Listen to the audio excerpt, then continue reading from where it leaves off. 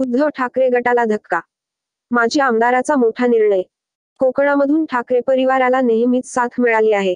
शिवसेनेमध्ये फूट पडल्यानंतर कोकणातील शिवसैनिक उद्धव ठाकरेंसोबत कायम होते. मात्र अनेक नेते शिंदे गटात गेले. त्यामुळे आता कोकणावर उद्धव ठाकरेंनी विशेष लक्ष केंद्रित केले आहे. त्यासाठी ठाकरे कोकणचा दौरा देखील करणार आहे.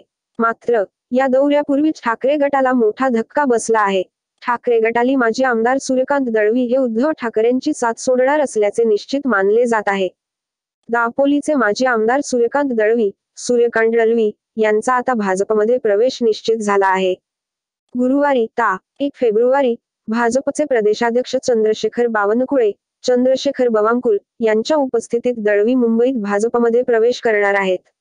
ठाकरे गटात नाराज असल्याने हा निर्णय ते घेत असल्याचे सांगितले जात आहे.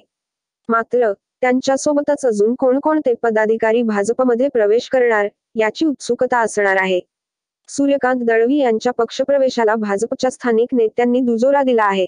सूर्यकांत दळवी न्यूज. शिवसेनेच्या एकनाथ शिंदे गटाचे नेते रामदास कदम, आमदार योगेश कदम यांच्या विरोधातील आघाडीचे नेतृत्व त्यांनी केले होते. 1.5 वर्षापूर्वी झालेल्या दापोली व मंडणगड नगरपंचायत निवडणुकीत तत्कालीन पालकमंत्री अनिल परब यांना आमदार योगेश कदम यांना शह देण्याच्या राजकारणात साथ देत महत्त्वाची भूमिका बजावली होती. इतकेच नाही तर 25 वर्षे आमदार राहिल्यानंतर ज्यांच्याकडून पराभव पत्करावा लागला त्या माजी आमदार संजय कदम यांच्यासोबतही जुळवून घेत रामदास कदम, योगेश कदम यांना विरोध केला. पण अलीकडे आदित्य ठाकरे यांच्या कोकण दौऱ्यात ज्येष्ठ असलेल्या सूर्यकांत दळवी यांना बाजूला करीत आदित्य ठाकरे यांच्याकडून संजय कदम यांचा भावी आमदार असा उल्लेख केला गेला. तसेच आगामी विधानसभा निवडणुकीतील संजय कदम यांची उमेदवारी देखील आदित्य ठाकरे यांनी जाहीर केली. भाजपला फायदा. दळवी हे गेले काही महिने सक्रिय राजकारणापासून अलिप्त आहेत. त्यामुळे त्यांच्या भाजप पक्षप्रवेशानंतर कितपत फायदा होईल हे लगेच सांगता येणार नाही. मात्र रायगड लोकसभा मतदारसंघात भाजपला आपले संघटन मजबूत करायचे आहे. त्यासाठी दळवी यांचा मोठा उपयोग होऊ शकतो.